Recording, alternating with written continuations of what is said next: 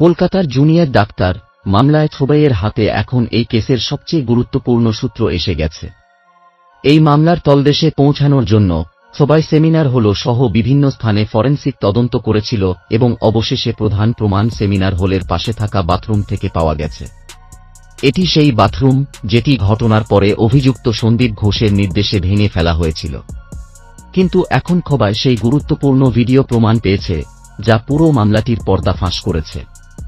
এই মামলায় অভিযুক্ত সন্দীপ ঘোষ এবং সঞ্জয় রায় সহ 4 জন ডাক্তার, যার মধ্যে 2 জন ট্রেনি এবং 2 জন সিনিয়র ডাক্তার সামনে এসে পড়েছেন। এছাড়াও 8 এবং 9 আগস্ট রাতে নাইট শিফটে কাজ করা এক নার্স চমকপ্রদ প্রকাশ করেছে। নার্সের মতে, সেই রাতে বাথরুমে পাওয়া প্রমাণের ভিত্তিতে জানা গেছে যে এক জুনিয়র ডাক্তার রাতে বাথরুমে রক্তের দাগ পরিষ্কার করছিল যখন সেমিনার হলে পাশেই সেই জঘন্য কাজ চলছিল। কিন্তু এখন সেই ডাক্তারের নামও সামনে আসছে।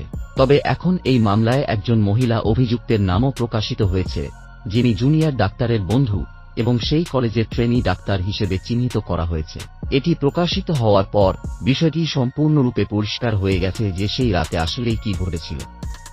সঞ্জয় রায়, যিনি প্রথমে বারবার তার বয়ান পরিবর্তন করছিলেন, এবার তিনি 4 জন ডাক্তারের নাম প্রকাশ করেছেন। সবাই তার এই তথ্য শুনে হতবাক হয়ে গেছে। এতদিন সঞ্জয় রায় কারো নাম নিচ্ছিল না, কিন্তু এখন সে ওই 4 জন ডাক্তারের নাম প্রকাশ করেছে। এই মামলায় সবচেয়ে গুরুত্বপূর্ণ ফুটেজও এখন ছোবাইয়ের হাতে এসে গেছে, যা বিষয়টিকে আরও স্পষ্ট করে তুলেছে। অন্যদিকে জুনিয়র ডাক্তারের মা তার মেয়ের জন্য ন্যায়বিচারের আবেদন করেছেন। অনেকের মতে, এ ধরনের ঘটনার পরে প্রতিবাদ হয়, কিন্তু সময়ের সাথে সাথে মানুষ তা ভুলে যায়। তবে জুনিয়র ডাক্তারের মা এবং পুরো দেশ চায় তাকে ন্যায়বিচার দেওয়া হোক। আপনি যদি জুনিয়র ডাক্তারের পরিবারকে সমর্থন করেন, তবে কমেন্টে উই ওয়ান্ট জাস্টিস লিখতে ভুলবেন না। সবাই এখন এই মামলার গভীরে পৌঁছাতে খুব কাছাকাছি, এবং যা নতুন তথ্য সামনে এসেছে তা হয়তো আপনি আগে কখনো ভাবেননি। 7 এবং 8 আগস্টের রাত থেকেই এই পুরো ষড়যন্ত্রের পরিকল্পনা তৈরি হয়েছিল। অর্থাৎ এই ঘটনার পরিকল্পনা আগে থেকেই করা হয়েছিল এবং 8 ও 9 আগস্টের রাতে এটি বাস্তবায়িত হয়। এই ষড়যন্ত্র সম্পর্কে শুধু সঞ্জয় রায় এবং সন্দীপ ঘোষই নয়, বরং আরও 4 জন ডাক্তার এবং মমিতার নারী বন্ধু, যে একই কলেজের ট্রেনি ডাক্তার, তারাও জানত। এরা সবাই মিলে এই নির্মম ঘটনাকে পরিকল্পনা অনুযায়ী সম্পন্ন করেছে। এখন যে নতুন তথ্য সামনে এসেছে তা বলার আগে এই কেসের প্রতিটি দিক ভালোভাবে বোঝা জরুরি।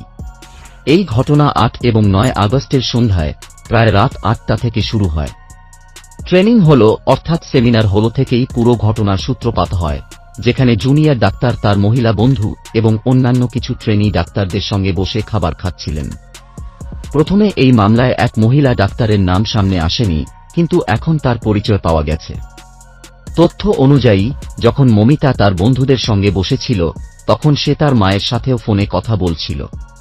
জুনিয়র ডাক্তারের মা তার আগের বিবৃতিতে বলেছিলেন তিনি প্রতিদিন রাত 8টার পরে তার মেয়ের সঙ্গে ভিডিও কলে কথা বলতেন, কিন্তু সেই দিন তার মেয়ে তাকে কল করেনি। তিনি আরও বলেছিলেন তার মেয়ে কখনো খেলা বা ম্যাচে আগ্রহী ছিল না, তাই এটি সম্পূর্ণ মিথ্যা যে সে রাত 1টা পর্যন্ত ম্যাচ দেখছিল। এখন নতুন তথ্য সামনে এসেছে যে সেই রাতে যখন জুনিয়র ডাক্তার খাবার খাচ্ছিলেন, তখন তার খাবারে ঘুমের ওষুধ মিশিয়ে দেওয়া হয়েছিল যাতে তিনি গভীর ঘুমে চলে যান। এবং সেটাই হয়েছিল, মমিতা গভীর ঘুমে চলে যায় এবং কোথাও যাওয়ার অবস্থায় ছিল না, তাই সে সেমিনার হলেই ঘুমিয়ে পড়ে। যখন সে ঘুমিয়ে পড়ে, তখন সেখানে থাকা ট্রেনি ডাক্তাররা, যারা পরে তাদের বিবৃতিতে বলেছিল ঘুমানোর জন্য স্লিপ রুমে চলে যায়। কিন্তু লক্ষণীয় বিষয় হল, যদি এই ষড়যন্ত্র আগে থেকে পরিকল্পনা না করা থাকত, তাহলে তার বন্ধুরা তাকে একবার জাগানোর চেষ্টা করত না কেন? কেন তারা তাকে তার রুমে পৌঁছে দিল না? কিন্তু সেটা করা হয়নি এবং গভীর রাতে এই ঘৃণ্য অপরাধ সংঘটিত হয়। এখন যে নতুন তথ্য সামনে এসেছে তা অত্যন্ত চমকপ্রদ। সেই রাতে ডিউটিতে থাকা নার্স প্রায় রাত 1টার দিকে এক ট্রেনি ডাক্তারকে বাথরুমের দিকে যেতে দেখেছিল। যখন নার্স তাকে জিজ্ঞাসা করে আপনি সেমিনার হলের ওয়াশরুম কেন ব্যবহার করছেন, তখন ডাক্তার উত্তর দেয় যে কক্ষ 121-এর রোগীর সার্জারির সময় তার উপর রক্তের ছিটে পড়েছিল এবং সে সেই রক্তের দাগ ধুতে যাচ্ছিল। সেই সময় নার্স ঘটনাস্থলেই উপস্থিত ছিল এবং সে সবকিছু দেখেছিল। এখন সেই নার্সের বিবৃতিটি এই মামলায় আরও চমকপ্রদ মোড় এনে দিয়েছে। নার্সের মতে, সে যাকে ট্রেনি ডাক্তার হিসেবে দেখেছিল তাকে সে চিনতে পারেনি এবং এর আগে কখনো আর.জি. কর মেডিকেল কলেজে তাকে দেখেনি। এর মানে হল যাকে ট্রেনি ডাক্তার বলা হচ্ছে তার আসলে এই কলেজের সঙ্গে কোনো সম্পর্ক ছিল না। এটি স্পষ্টভাবে ইঙ্গিত দেয় যে সেই রাতে কিছু বহিরাগত লোকদের ডেকে এই ঘৃণ্য কাজটি করা হয়েছিল। এছাড়াও জানা গেছে ওই বাথরুম ব্যবহার করে ওই ব্যক্তি রক্তের দাগ এবং ছিটেগুলি ধুয়ে ফেলেছিল। এই প্রকাশের পর সন্দীপ ঘোষ বাথরুম ভাঙার আদেশ দেয় যাতে প্রমাণ মুছে ফেলা যায়। ফটোগুলিতে ভাঙা দেয়ালগুলো স্পষ্টভাবে দেখায় যে বাথরুমটি সম্পূর্ণরূপে ধ্বংস করার চেষ্টা করা হয়েছিল। এটা পরিষ্কার যে প্রমাণ মুছে ফেলার জন্য এটি করা হয়েছিল। এখন বড় প্রশ্ন হল সন্দীপ ঘোষ একাই এই ষড়যন্ত্র সম্পন্ন করতে পারে। এটি অসম্ভব মনে হয়, কারণ প্রথমে এই ভয়াবহ অপরাধ ঘটানো হয় এবং তারপর প্রমাণ মুছে ফেলার চেষ্টা করা হয়। এটি একা করা সম্ভব নয়, যা পরিষ্কার করে দেয় যে এই পুরো ঘটনায় আরও অনেক লোক জড়িত ছিল। আরও বড় প্রশ্ন হল যদি সেমিনার হলে এই ঘটনা ঘটে তাহলে সেই রাতে সেখানে আর কেউ ছিল না। কেউ কি চিৎকার শুনতে পায়নি? সেই রাতে কি কোনো গার্ড ডিউটিতে ছিল না? যদি এটি পরিকল্পনা মাফিক না হয় তাহলে সেই ফ্লোরে ডিউটিতে থাকা গার্ডকে কেন ছুটিতে পাঠানো হয়েছিল? তাকে উদ্দেশ্যমূলকভাবে ছুটিতে পাঠানো হয়েছিল যাতে সেই জায়গায় কোনো নজরদারি না থাকে। আরও চমকপ্রদ বিষয় হল সেমিনার হলের কাছে থাকা সিসিটিভি ক্যামেরাগুলি ঘটনার কয়েকদিন আগে সরিয়ে ফেলা হয়েছিল, যা স্পষ্ট করে দেয় যে এই পুরো ষড়যন্ত্র আগে থেকেই পরিকল্পিত ছিল। সেমিনার হলে জুনিয়র ডাক্তারের প্রতিদিন বসার সময়ও অপরাধীরা আগে থেকেই জানত এবং সেই অনুযায়ী তারা এই ভয়াবহ ঘটনাটি ঘটিয়েছে।